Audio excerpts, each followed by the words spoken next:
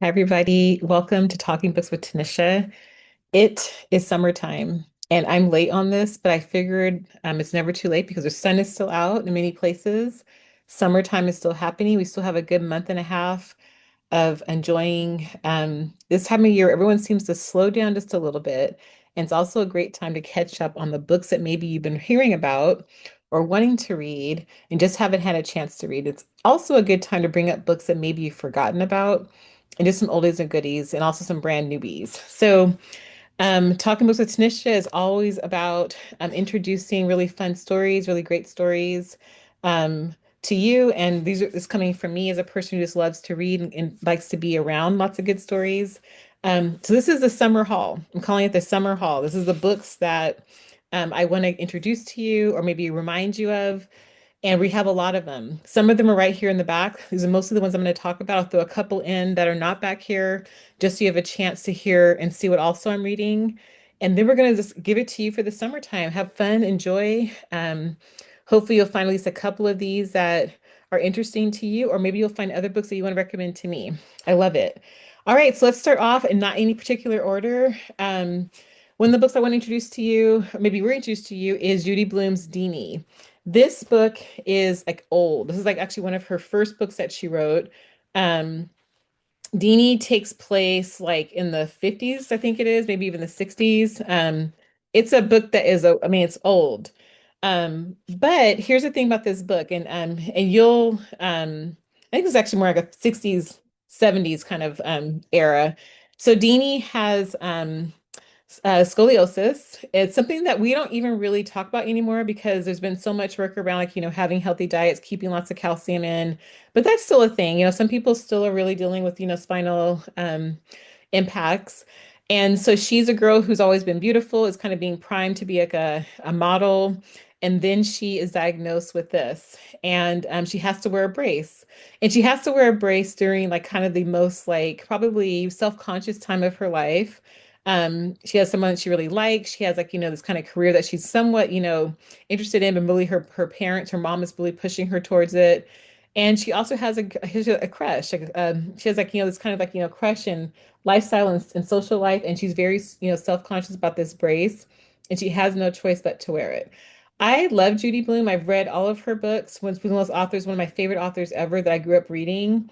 And my daughter gave me a stack of like, old school Judy Blume books for Mother's Day. I think it was last year. And I just like, picked up Deanie and I was like, yep, I'm gonna read it. And it was easy, it was quick. Yeah, with any kind of Judy Blume book that takes place in the 70s, it's gonna be a little bit dated, but it was actually really still really good. So really quick read, really fun read. I recommend Judy Blume's Deanie. You've Reached Sam. This is a book that is very much like it's an emotional, kind of like reflective, kind of like slow down and take your time to kind of feel all the feelings that are come up as you read this.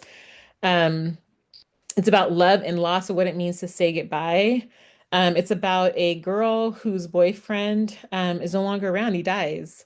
They were very, very close, and all she has left of him are the messages that he left. But also, there seems to be this thing that she's listening to the messages on the phone. She's hearing her voicemails from Sam, and then she calls his phone, and he picks up.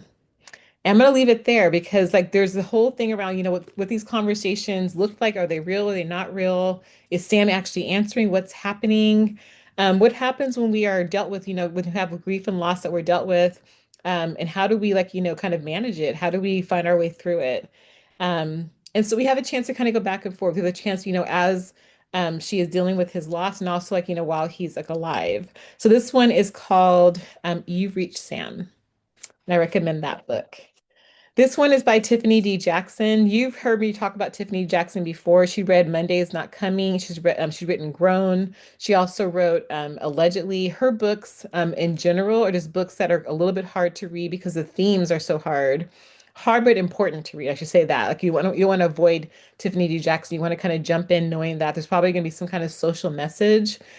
So the same is the same for like for this for Let Me Hear a Rhyme. This is a little bit of a different tone, a little bit lighter, a little bit more kind of mysterious in some ways. You're actually going through like kind of like this like investigation is kind of like, a mystery in some ways. There's a friend that's been lost. His name is Steph, and Steph died, and no one really knows the story behind his death. He was murdered. They just don't know who did it. They don't know why he did it. And some of his friends and also his sister, who's right here in the middle, discovered that some of the recordings that he made of some of the beats and some of the raps that he created before he passed away, they found those. And they're like, what if we took this music and figure out a way to let everyone hear the music? Like, in memory of Steph, let's honor him by getting his music published.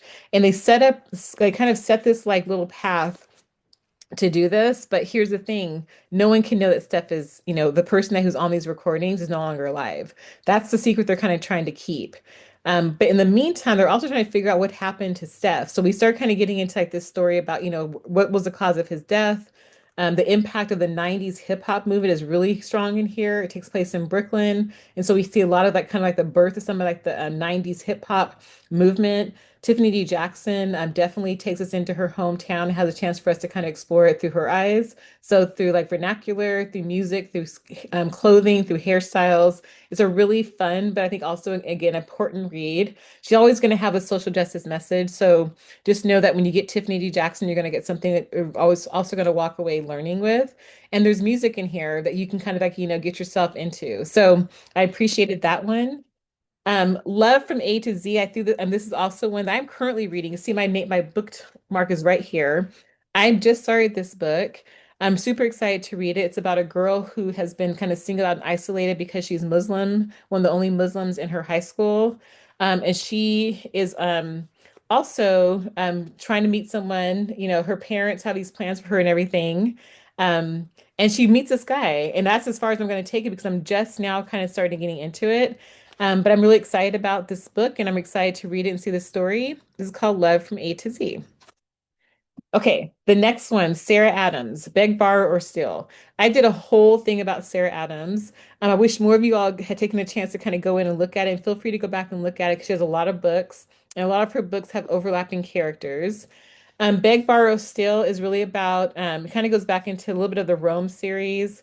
Um, and this is one of the sisters, Emily, who is is a teacher, has a way of kind of living her life, is really much like, about planning and having things kind of, the way they are. And she runs into kind of an old flame.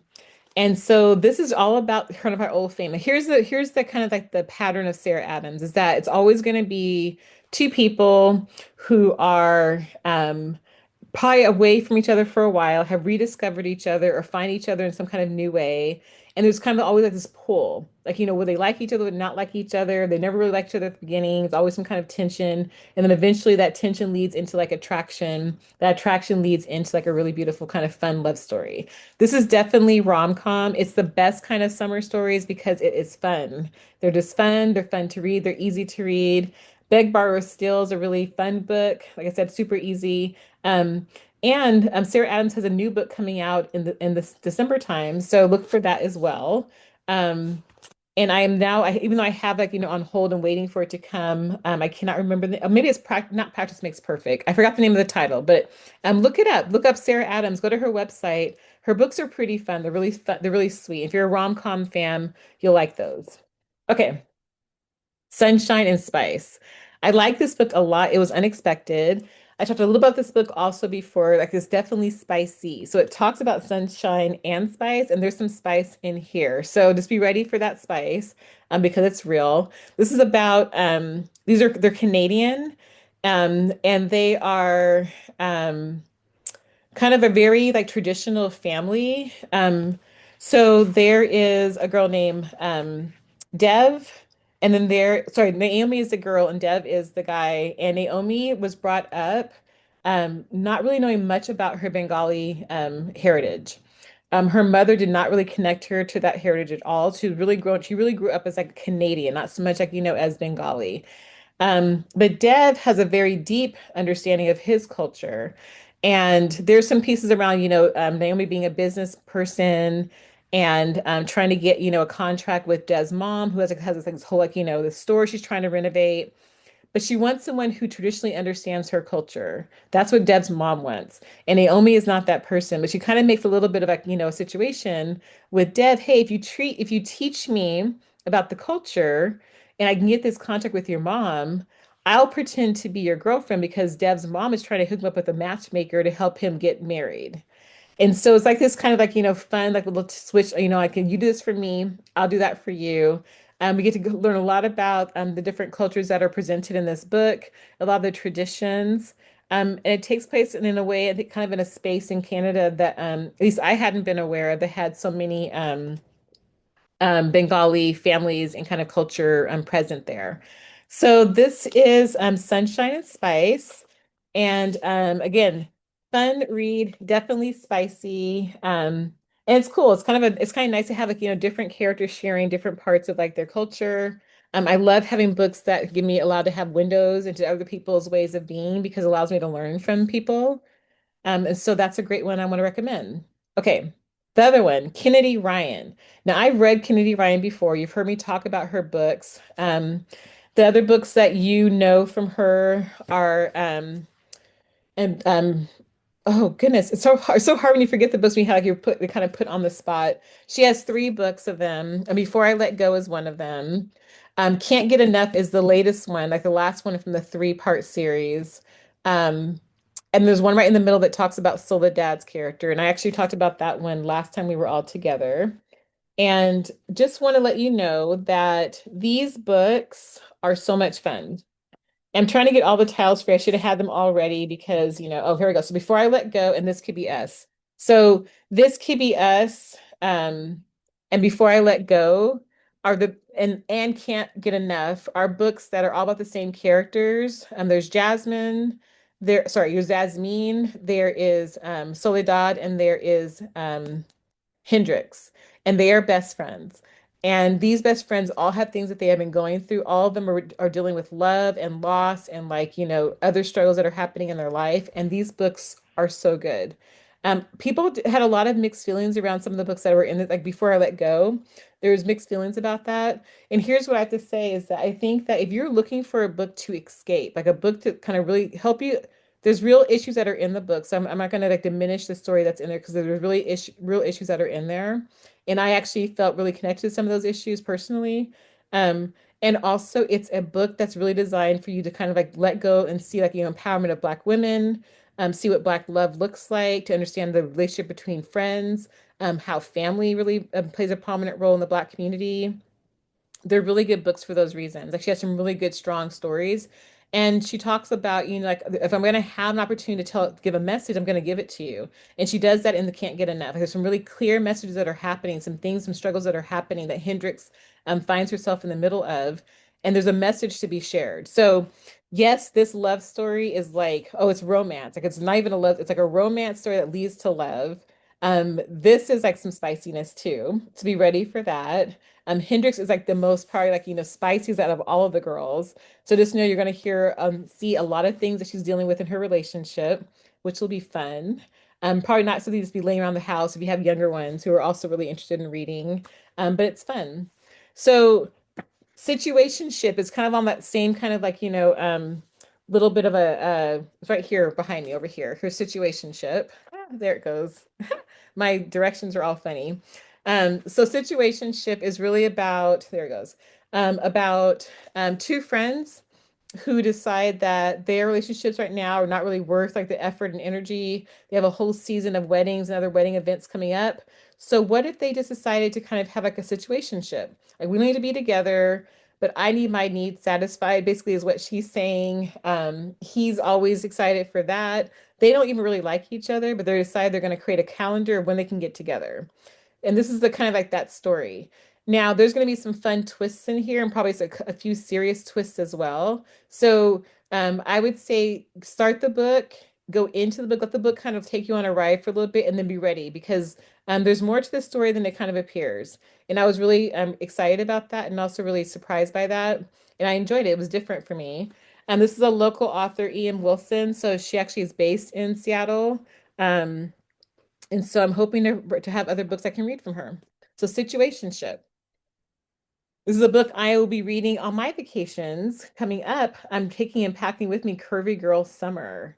Just really excited to get into this story already. I started a little bit of this. Her family definitely, her dad particularly, has some really clear ideas about how her size might be a limiting factor behind her relationship status. And I think she's going to set out to prove that's not right. But we're going to see. I'm going to hold on to this story and find out where she's going. Also, it's when it going to reinforce that Can't Get Enough talks a lot about body image as well. And so there's a couple of books in here that really, really kind of like pumping up the idea of body positivity. So if you have people in your life who are thinking about those kind of things or want to have reinforcement in positive ways, like I would say Curvy Girl Summer and Can't Get Enough are probably two books you want to put into their hands. Okay. And then, of course, because I also really love the idea of talking about literacy, I also want to learn more about literacy. I'm reading a book called Love and Literacy. So this is really more of an educational book around kind of like how you can go into deep discourse with students around literacy at all different levels. It kind of focuses at grades 5 through 12, but I already start finding things I think are pretty applicable, like, for either younger grades. And taking good pieces of text and whether it's books or articles or whatever, and helping students really have good discourse and conversation about them. So this is a really interesting book right now. I would say that I wanted to read a couple of chapters and kind of pick the chapters I wanted to read. I had those kind of marked with my sticky notes. And I realized that this is actually a book you need to read from the beginning, kind of go through. So far, it's reading to me almost like a novel. That's how I found Coaching for Equity with Elena Aguilar. Like her book kind of read like a novel to me. So I read it from the beginning to the end. And I feel like probably going to do that with Love and Literacy. So here's another fun book or interesting book, I think, at least if you're interested in actually learning the science and kind of like come up with more of the comprehensive piece around teaching literacy and helping students understand access to literacy. Love and Literacy might be a good book for you to go into. All right, educator book, adult book, adult book, situationship, Can't Get Enough, adult book, Sunshine and Spice, adult book, Beg, Borrow, Steal, probably like, teen to adult. That's a fun one. Um, Love from A to Z, YA. Let Me Hear a Rhyme, YA. You've Reached Sam, YA. And Deanie, YA. Thanks so much, y'all. It's a lot of books there. I hope that I didn't go too fast for you, but please, like, take a second, choose a book. Let me know what you end up reading. Have a beautiful summer. I'll be coming back to you in the fall with more books to talk about. Hopefully some more people to talk with books about with you, like an audience. But for now, enjoy your summer. Get some good reading in. Don't forget to share, like, and subscribe. And pass this on, like this list of books, or pass on the list of books you're reading to me. I'm always interested in new books. Have a great summer, everybody. Take care. And until I see you season 7 of Talking Books with Tanisha, thanks again for tuning in.